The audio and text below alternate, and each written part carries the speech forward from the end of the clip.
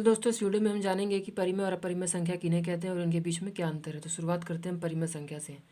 तो जिन संख्याओं को हम p/q के रूप में लिख सकते हैं,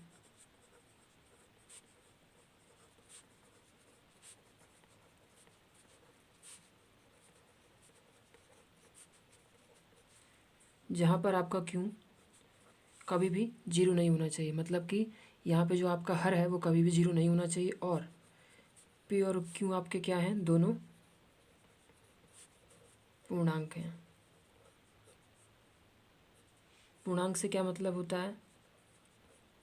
पूर्णांक का मतलब है कि जितनी भी धनात्मक संख्या हैं वो, जितनी भी ऋणात्मक संख्या हैं वो, और शून्य, इन सभी को हम पूर्णांक कहते हैं। तो अगर पूर्णांक ये हैं तो हमारा कोई भी परिमेय संख्या जो कि p/q के रूप का है वो क्या क्या हो सकता है?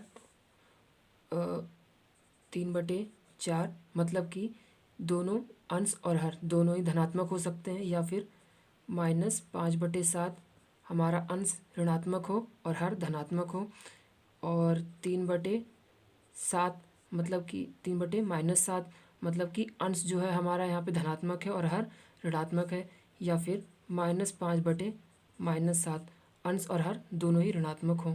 ठीक है, ये हो सकते हैं। इसके सिवा और क्या हो सकता है? क्या हमारा 5 एक परिमेय संख्या है? तो हाँ, ये एक परिमेय संख्या है, क्योंकि अगर हम इसे 5/1 के रूप में लिख सकते हैं तो ये p/q के रूप में हो गया। यहाँ पे q जो है आपका ज़ीरो नहीं है, ठीक है, और 5 और 1 दोनों के दोनों ही पूर्णांक है, मतलब कि ये सभी बातें हमारी परिमेय संख्या होने के लिए होनी चाहिए। तो इसमें ये सभी बातें हैं, तो ये 5/1, या फिर हम ये कहें कि जो 5 है वो हमारा एक परिमेय संख्या है। इसी तरीके से क्या -3 हमारा एक परिमेय संख्या है? हाँ, ये भी एक परिमेय संख्या है। अगर हम इसे बटे 1 में लिख देते हैं तो ये p/q की फॉर्म में आ गया, p/q के रूप में आ गया। नीचे यहाँ पे ज़ीरो नहीं है, और साथ ही साथ आप ये देख सकते हैं कि यहाँ p और q दोनों के दोनों ही क्या हैं, पूर्णांक हैं। ठीक है, इसके बाद एक बात आती है, क्या जीरो हमारा परिमेय संख्या है? तो हाँ, जीरो भी हमारा परिमेय संख्या है, क्योंकि अगर हम इसके नीचे फिर से एक लगा देते हैं तो ये फिर से p/q के रूप में आ गया। क्यों यहाँ पे जीरो नहीं है? आपको ध्यान देना है कि हमारा जो हर है वो जीरो नहीं होना चाहिए, आपका अंश कभी भी जीरो हो सकता है। ठीक है, तो आपका यहाँ पे क्या हर जीरो है? नहीं, तो p/q के रूप में है। नीचे जो q है वो जीरो नहीं है, और p और q दोनों के दोनों ही पूर्णांक है। देखिए, ये पूर्णांक ही है। ठीक है, तो ऐसे में हमारा जो जीरो है वो भी एक परिमेय संख्या है। ठीक है ना। तो अब बात ये आती है कि अगर हमारा हर जीरो हो जाएगा तो क्या हो जाएगा? ऐसा कहा जाता है कि आपका जो q है वो जीरो नहीं होना चाहिए, लेकिन अगर हो जाता है तो क्या हो जाएगा? तो मैं आपको बता देता हूँ कि अगर आपका अंश कोई संख्या है और अगर आपका हर जीरो हो जाता है तो इस केस में जो इसका मान है वो अपरिमित हो जाएगा, अनंत हो जाएगा। ठीक है, इसलिए कहा जाता है कि ये कभी भी जीरो नहीं होना चाहिए। ठीक है ना। तो ये सभी संख्याएं हमारी क्या हैं? परिमेय संख्याएं हैं। मैं आशा करता हूँ कि आपको समझ में आया होगा। इसके बाद हम बढ़ते हैं अपरिमेय संख्या की ओर। तो परिमेय संख्या का एकदम उल्टा, जिन संख्याओं को हम p/q के रूप में नहीं लिख सकते,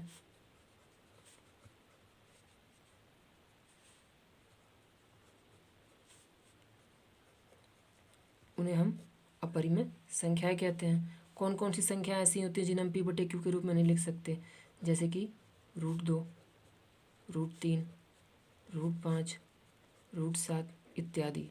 मतलब ये वो संख्याएं जिन्हें हम p/q के रूप में नहीं लिख सकते। आप यहाँ पे एक बात ध्यान दीजिए कि मैंने यहाँ पे √4 नहीं बोला, √9 नहीं बोला। क्यों? क्योंकि यहाँ पे जो 4 है या फिर जो 9 है ये पूर्ण संख्या है, मतलब पूर्ण वर्ग संख्या है, माफ़ कीजिएगा, पूर्ण वर्ग संख्याएं हैं। तो इसलिए मैंने यहाँ पे इनको अपरिमेय संख्या नहीं बोला, क्योंकि अगर कोई भी संख्या है और वो रूट के अंदर है और वो पूर्ण वर्ग संख्या है, तो देखिए इसका उत्तर क्या आएगा? 2।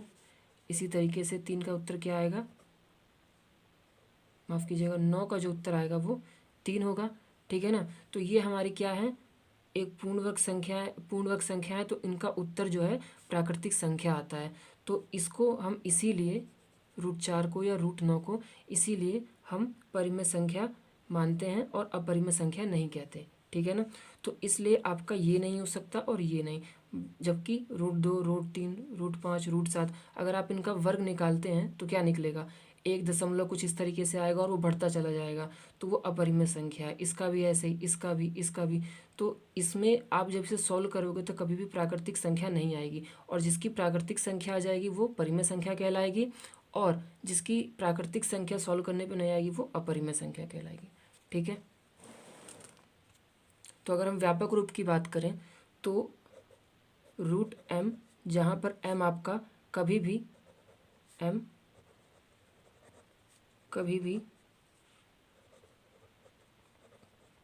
पूर्ण वर्ग ना हो, ठीक है, तो ऐसे में ये क्या कहलाएगा, अपरिमेय संख्या कहलाएगा।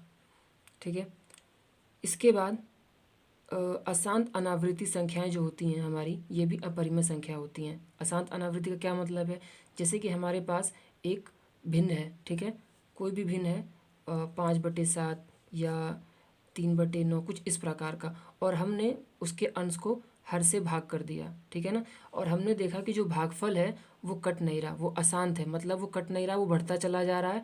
और बढ़ने के साथ साथ एक बात हम इसमें और देख रहे हैं कि एक तो ये अशांत है, कट नहीं रहा, और दूसरी बात है कि जो कटने के जो नंबर आ रहे हैं, ठीक है, जो बार बार नंबर आ रहे हैं वो रिपीट नहीं हो रहे, मतलब कि कुछ भी आ जा रहा है 1 3 5 9 7 इस प्रकार से। एक तो कट नहीं रहा, दूसरी बात इसमें अलग अलग नंबर आ रहे हैं, तो कट नहीं रहा तो अशांत हो गया, और अलग अलग नंबर बार बार आ रहे हैं तो ये क्या हो गया, अनावृत्ति। अगर एक ही नंबर बार बार आता है तो आवृत्ति, और अलग अलग नंबर आता है तो अनावृत्ति। तो अशांत अनावृत्ति संख्याएं जो होती हैं वो भी आपकी अपरिमेय संख्याएं कहलाती हैं। ठीक है, अशांत अनावृत्ति संख्याएं जैसे कि 0.1 0.1 0.001 0.000 1 इस प्रकार से कुछ इस प्रकार का पैटर्न जो बन रहा है। देखिए आप, एक तो ये कट नहीं रही, और उसके बाद क्या, इसमें कोई भी नंबर रिपीट हो रहा है। अगर आप कहते हैं कि 10 तो फिर यहाँ पे 100 आ गया, फिर आप कहेंगे, आप मतलब बता नहीं सकते कि कौन सी संख्या रिपीट हो रही है। ठीक है ना, इसी के बाद हमारा पाई। अब ये जो पाई होता है ये भी हमारा एक अपरिमेय संख्या है। क्यों, वैसे कहने के लिए तो ये 22/7 होता है, ये p/q है, और q यहाँ पे आपका 0 नहीं है, दोनों के दोनों पूर्ण संख्या हैं, तो फिर ये परिमेय संख्या ना होकर अपरिमेय संख्या कैसे हो गया, है ना ये सवाल। तो ये ऐसा इसलिए है कि जो पाई होता है आपका, ये एग्जैक्टली 22/7 के बराबर नहीं होता, मतलब एकदम 22/7 के बराबर नहीं होता। बात दरअसल ये है कि जो पाई का मान होता है वो 3.14 कुछ करके होता है, ठीक है, और जो 22/7 का जो मान आता है भाग करने पे वो भी कुछ इस प्रकार का ही आता है। ठीक है ना, तो इसलिए ऐसा कह दिया जाता है कि जो आपका पाई है वो 22/7 के बराबर है। वो एकदम बराबर नहीं है, वो लगभग कुछ बराबर होता है। ठीक है ना, तो इसीलिए जो आपका पाई होता है उसका 3.14 कुछ ऐसा मान आता है कि वो अशांत होता है और अनावृत्ति होता है। एक तो वो कटता नहीं, और दूसरी बात कि इसमें कोई भी संख्या रिपीट नहीं होती। इसमें आपके ट्रिलियंस तक नंबर आते हैं, मतलब ऐसे नंबर आते हैं जो कि रिपीट ही नहीं करते कभी भी। ठीक है, तो इसीलिए अशांत अनावृत्ति हो गया ये, और इसीलिए अपरिमेय संख्या हो गया।